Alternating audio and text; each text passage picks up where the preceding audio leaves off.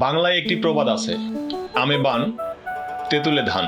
অর্থাৎ যে বছর গাছে গাছে প্রচুর পরিমাণ আমের মুকুল আসে সে বছর ঝড় তুফান বেশি হয়। অন্যদিকে যে বছর তেঁতুল গাছে খুব বেশি পরিমাণ ফুল আসে সে বছর ধানের ফলন ভালো হয়। প্রচলিত এই প্রবাদ কতটুকু সত্য তা নিয়ে হয়তো বিতর্ক থাকতে পারে। তবে এবছর উত্তরের জেলা পঞ্চগড়ে প্রচুর আমের মুকুল এসেছে। লাখো কণ্ঠের পঞ্চগড় জেলা প্রতিনিধি তোতা মিয়ার পাঠানো তথ্যচিত্রে থাকছে বিস্তারিত। গাছে ভরা আমের মুকুল, চারপাশে ছড়াচ্ছে মিষ্টি সুবাস। মুকুলের মিষ্টি সুবাস ও ঘ্রাণে যেন মন জুড়িয়ে যায়। ছোট্ট এই মুকুল কয়েকদিন পর একটি পরিপূর্ণ দানায় পরিণত হবে এবং জ্যৈষ্ঠ মাস বা মধু মাসে গুটি আমগুলো পরিপক্ক আমে পরিণত হবে।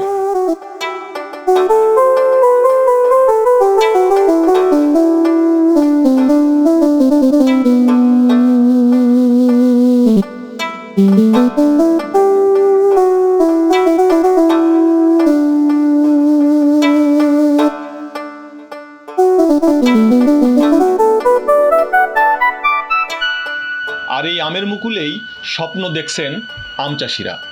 পঞ্চগড়ের উৎপাদিত আম জেলার বিভিন্ন চাহিদা মিটিয়ে এখন রাজধানী ঢাকা সহ দেশের বিভিন্ন জেলায় যাচ্ছে। পঞ্চগড়ের বেশিরভাগ আম বাগান চুক্তি দেওয়া হয় পাইকারদের। পাইকাররা বিভিন্ন জেলা থেকে এসে সরাসরি কৃষকদের কাছ থেকে বাগান চুক্তি নিয়ে থাকে।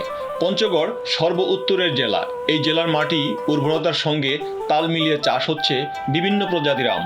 পঞ্চগড়ের তেঁতুলিয়া উপজেলার ৫ নং বুড়াবুড়ি ইউনিয়নে চাষি আমজাদ হোসেনের প্রায় ১০০ বিঘা জমি জুড়ে শোভা পাচ্ছে বিভিন্ন প্রজাতির আমের মুকুল।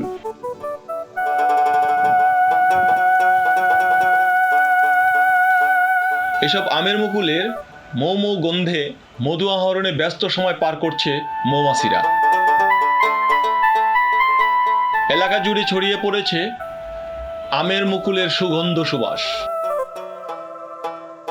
জেলার বিভিন্ন এলাকায় সরজমিনে ঘুরে দেখা যায় নতুন পুরনো আম বাগানগুলোতে দোল খাচ্ছে আমের মুকুল এবং বাগান পরিচর্যায় ব্যস্ত সময় পার করছেন চাষি এবং শ্রমিকরা। মুকুলের মিষ্টি সুবাসে যেন কৃষকদের স্বপ্ন লুকিয়ে আছে।